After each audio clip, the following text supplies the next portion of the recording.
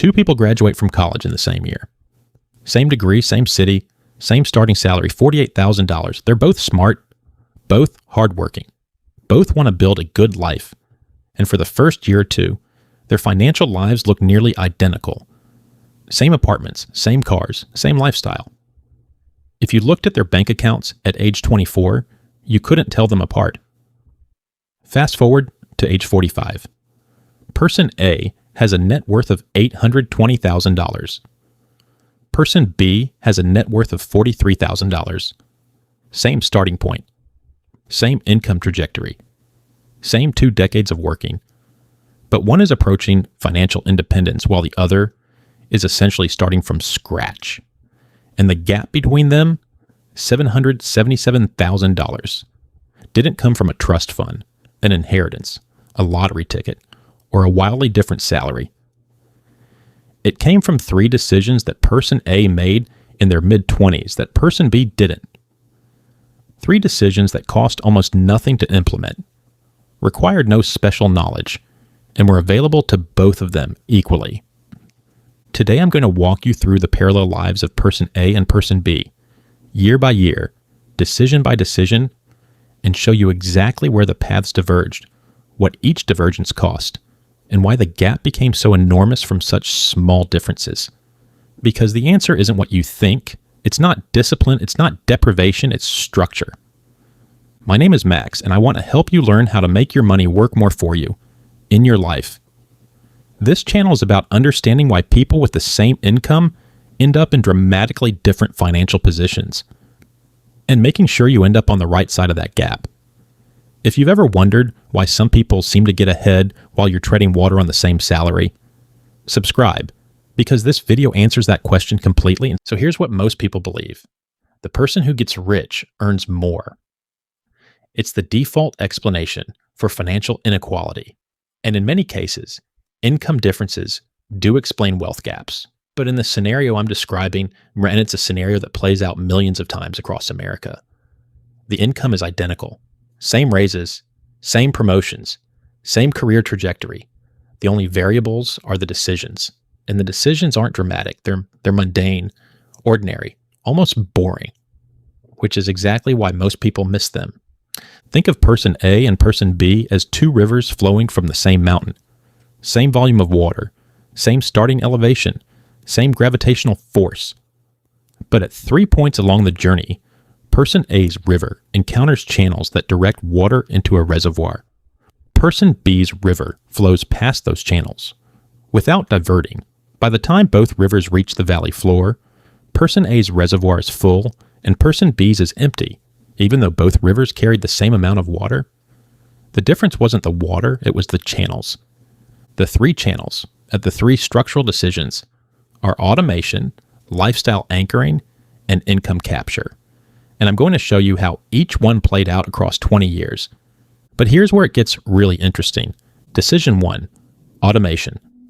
Person A at age 24 sets up an automatic transfer of $400 per month from their checking account to a Roth IRA invested in a total stock market index fund. It took 15 minutes. Person B, at the same age, intended to start investing but decided to wait until things settled down. They didn't forget. They didn't reject the idea. They just didn't set up the automation, and later became a permanent state. The psychology of this divergence is well documented. The difference between person A and person B wasn't motivation or knowledge. It was activation energy. Person A converted intention into a system. Person B left intention as intention. And behavioral research consistently shows that the gap between planning to do something and having an automated system that does it predicts financial outcomes more strongly than income, education, or financial literacy. By age 30, 6 years later, person A has approximately $39,000 invested. Person B has approximately $2,000 in a savings account. Same income, same 6 years, $37,000 apart, and $37,000 at age 30, compounding at 8% for the next 35 years until age 65, will become approximately $560,000. The automation decision at age 24 is worth over $500,000 at retirement. 15 minutes of setup, $500,000. Decision 2, lifestyle anchoring. At age 26, both person A and person B received their first significant raise, from $52,000 to $58,000, an increase of $6,000 per year, or $500 per month. Person B does what feels natural and reasonable. They upgrade their apartment, $200 more per month, start eating out more, $150 more per month, and upgrade their car, $150 more per month. The entire raise is absorbed by lifestyle. Their saving rate stays the same, effectively zero. They feel like they're living better, which they are, but their wealth trajectory hasn't changed at all. Person A does something counterintuitive. They increase their automated investment by $200 per month, from $400 to $600, and let themselves enjoy the remaining $300 in lifestyle upgrades. They got a $500 raise, they captured $200 for investments and spent $300 on quality of life. Both people improved their lifestyle. But person A's investment engine just got 50% more powerful. This is what I call lifestyle anchoring, setting a baseline lifestyle and letting it grow slower than your income. Not frozen, growing. But growing at 60% of the rate of income growth instead of 100%. The 40% gap between income growth and lifestyle growth is the wealth building engine. And over a career of raises, promotions, and income increases, the engine accumulates enormous fuel. The math on this single decision across 20 years is staggering.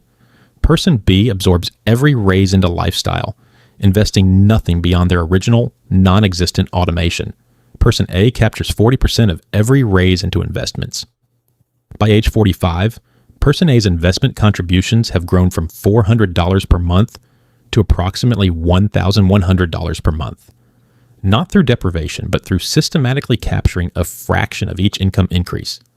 Person B's contributions are still at zero because every increase was consumed before it could be captured.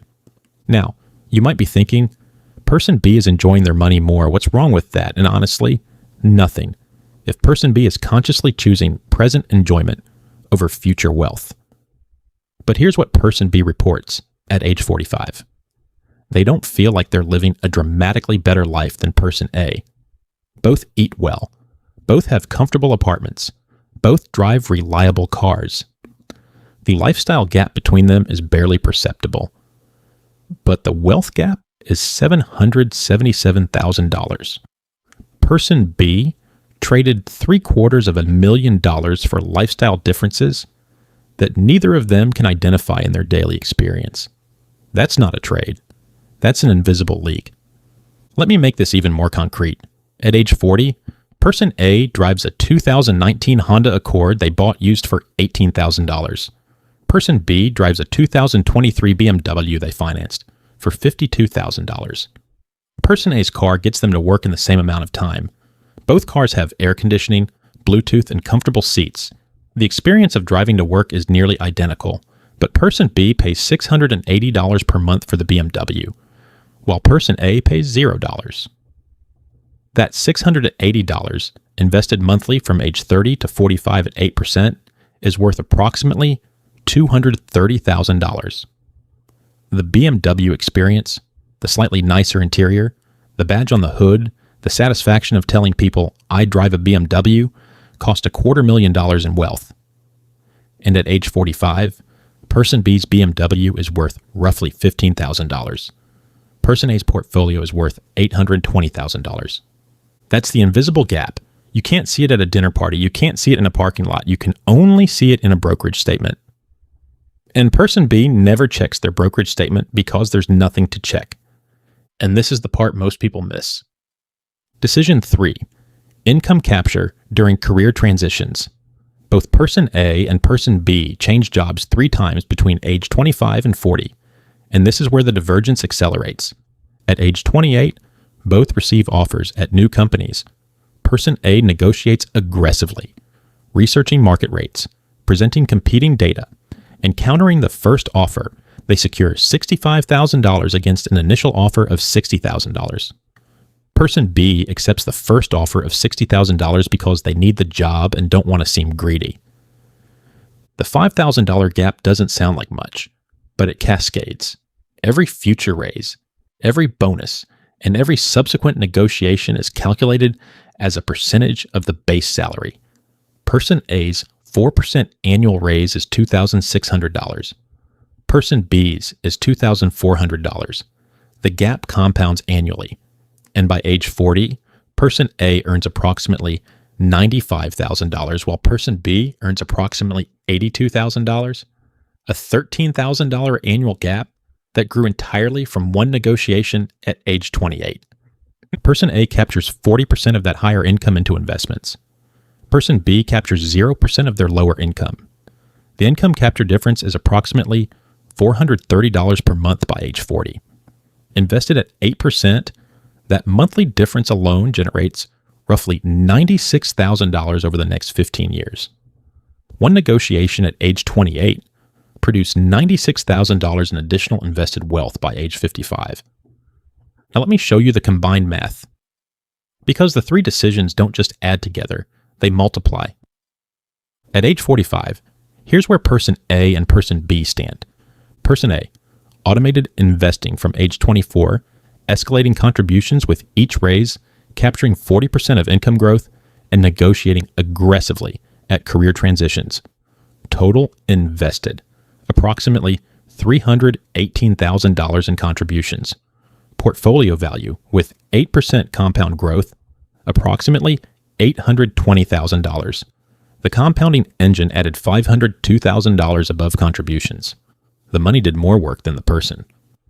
Person B, no automation, full lifestyle absorption of every raise, accepted first offers at every job change. Total invested, approximately $9,600. Small 401k contributions they made sporadically. Portfolio value, approximately $14,000. Plus, savings account, approximately $29,000. Total net worth, approximately $43,000. Same income trajectory, same 2 decades, $777,000 apart. The identity difference between Person A and Person B at age 45 tells the complete story. Person A thinks of themselves as an investor who also works. Their portfolio generates roughly $65,000 per year in returns, more than their early career salary. They check their investments quarterly, rebalance annually, and approach each career move as an opportunity to increase contributions. Their financial identity is active, deliberate, and forward-looking. Person B thinks of themselves as someone who needs to start saving. They've intended to invest for 20 years. They know they should. They've watched videos about it. But the gap between intention and action, the same gap that existed at age 24, has never been bridged. Their financial identity is aspirational rather than operational. They're always about to start. And about to start at 45 is a very different position than about to start at 24. Here's what the gap looks like in specific life scenarios at age 45. Both are considering a career change to a field they're passionate about, but that pays 15% less. Person A can absorb the pay cut because their portfolio generates income and their lifestyle doesn't require their peak salary. They make the change, find renewed purpose, and their work quality soars. Person B can't afford the cut. They stay in a career that drains them because there's no financial cushion to support the transition. Both receive an opportunity to invest $25,000 in a friend's promising business. Person A has the capital and the investment experience to evaluate the opportunity. They participate. The business succeeds and returns $75,000 over 5 years. Person B doesn't have $25,000 available. They watch the opportunity pass and the return go to someone else. Both experience a health scare that requires 2 weeks off work and $4,000 in medical expenses. Person A's emergency fund covers it without disrupting investments or lifestyle. Person B puts it on a credit card and spends 6 months paying it off, during which their financial stress increases, their work performance suffers, and the cycle of reactivity deepens. The career effects of the divergence compound with particular force. Person A at 45 negotiates from a position of genuine financial security. They can say no to bad offers, wait for better opportunities, and take risks that their financial foundation supports. Every career decision is strategic rather than desperate, and strategic career decisions produce higher lifetime earnings, which feed the investment system, which produces more security, which enables more strategic decisions. Person B at 45 negotiates from necessity. They accept what's offered because they can't afford the gap. They avoid risks because any disruption threatens their paycheck-to-paycheck stability, and their career decisions, made from survival mode, produce survival-level outcomes, never breaking the cycle. The flywheel spins in both directions. Person A's spins toward wealth. Person B's spins toward stagnation. Same energy input, opposite outputs. The only difference was the direction of the first push. Now, here's the warning. And it's directed at people who see themselves in Person A's story. The biggest risk after establishing the 3 structural decisions isn't external, it's complacency. Person A at age 35 with $180,000 invested in a growing income might think, I'm ahead, I can relax. And relaxing means reducing contributions, skipping the negotiation, letting the lifestyle absorb the next raise. 1 year of relaxation costs roughly $15,000 to $25,000 in future value. 5 years of relaxation can erase a decade of compounding advantage. The system only works if it keeps running. And keeping it running is easy because it's automated. The only threat is actively dismantling it. Don't dismantle the machine that's building your wealth. The machine is doing the work. Let it run. So here's what I want you to take from this. The difference between Person A and Person B wasn't talent, intelligence, discipline, or luck. It was 3 structural decisions. Automate investing before the money can be spent. Anchor your lifestyle below your income growth. And capture income at every career transition through negotiation. 15 minutes of automation at age 24. A commitment to capturing 40% of each raise. And the willingness to negotiate. That's the entire gap. 3 decisions. $777,000 in your Person A or Person B right now. Not because of who you are, but because of what you've set up. The systems are either running or they're not. The lifestyle is either anchored or it's absorbing everything. The income is either being captured or it's evaporating. And the beautiful thing about this story is that the decisions are available to you right now, today. Regardless of age, regardless of income, regardless of how many years you've been Person B, because the 3 decisions aren't about the past. They're about the next 20 years, and the next 20 years start today. Set up the automation, anchor the lifestyle, negotiate the income, and 20 years from now, be the person at the table who quietly built something extraordinary, while everyone else wondered how you did it on the same salary. Same money, different structure, different life. Build the structure.